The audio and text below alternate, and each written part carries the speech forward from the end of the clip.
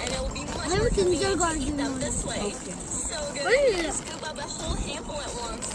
Delicious. I wish every day was like this. Well, Jennifer, Then, I'm glad you're happy. no. And to be even happier, you need to add something. Okay, that. Oh, you got milk. What is a dry breakfast without milk? Very clever, Jennifer. Oh, there's so much better. Which I'll one? put the bucket under the steam, and while It's the milk is okay. being collected, It's not the dust. It's your hair, actually.